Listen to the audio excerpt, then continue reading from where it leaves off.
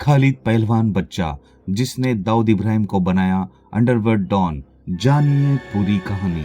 खालिद पहलवान शुरुआत में घर से मुंबई घूमने गया था। मुंबई में रहने के दौरान जब गुटों की हिंसक झड़प में उसका नाम आया तो उसने भोपाल नहीं लौटने का फैसला कर लिया था। अक्सर किसी न किसी व्यक्ति के पीछे कोई एक शख्स होता है जो मार्गदर्शक की भूमिका में होता है। वैसे ही खालिद पहलवान बच्चा वह शख्स था जो दाऊद इब्राहिम का मेंटर यानी मार्गदर्शक था। खालिद पहलवान बच्चा की दिखाई रहा और सीके कदम पर ही दाऊद इब्राहिम ने सालों तक राज किया। लेखक हुसैन जैदी अपनी किताब Dawood mentor the man who made India's biggest don में लिखते हैं कि मूलतः एमपी के भोपाल का रहने वाला खालिद पहलवान बच्चा माफिया वर्ल्ड में आने से पहले पहलवानी करता था। पिता चाहते थे कि खालिद कुश्ती सीखे और नाम कमाए। पिता की बात मानते हुए खालिद ने करीबन 8 साल तक कुश्ती सीखी और छोटे मोटे दंगलों में भाग लिया।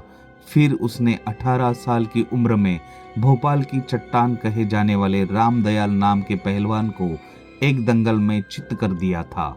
रामदयाल को हराने के बाद खालिद पहलवान का नाम चर्चा में आ गया। एमपी में धाक जमाने के बाद खालिद ने उन दिनों दिल्ली में आयोजित होने वाली प्रतियोगिता भारत कुमार में हिस्सा लिया। इस प्रतियोगिता में एक मैच में उसने महाराष्ट्र के चर्चित पहलवान वरुण माने को पटक दिया। वरुण माने को जो शख्स इस प्रतियोगिता में प्रमोट कर रहा था उसका नाम वासु दादा था। वासु खुद भी पहलवान था और मुंबई में उसकी धाक थी।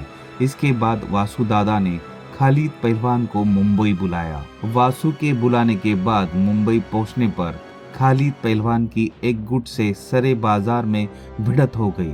इसी भिड़त के दौरान दाऊद इब्राहिम की नजर खालिद पहलवान पर गई। दाऊद उस वक्त मुंबई में पनपा भी नहीं था। हालांकि छोटे मोटे अपराधों में वह किशोरावस्था से ही लिप्त था। थोड़े दिनों में ही दाऊद और खालिद पहलवान की दोस्ती हो गई। हुसैन जैदी लिखते हैं कि खालिद का सपना पुलिस अफसर बनने का था और वह अर्थशास्त्र जैसे विषय में स्नातक था, लेकिन वासु के बुलावे पर मुंबई आने के बाद उसकी जिंदगी ही बदल गई। हुसैन के मुताबिक खालिद पहलवान ही वह शख्स था जिसने डी कंपनी की नींव रखी थी। साथ ही दाऊद ने चाकूबाजी और हथियार चलाने की भी ट्रेनिंग खालिद से ही ली थी। इसके बाद दोनों ने मिलकर मुंबई में कई माफियाओं को रास्ते से हटा दिया था या फिर उन्हें अपने सामने झुकने पर मजबूर कर दिया।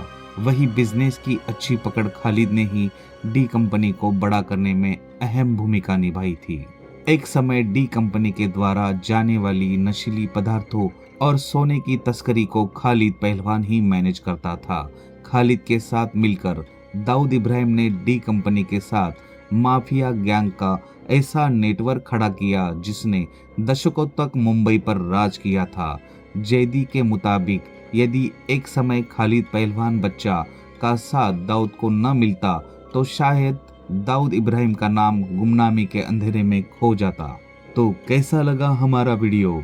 अगर हमारा वीडियो अच्छा लगा हो तो उसे लाइक करें और हमारे चैनल को सब्सक्राइब जरूर करें।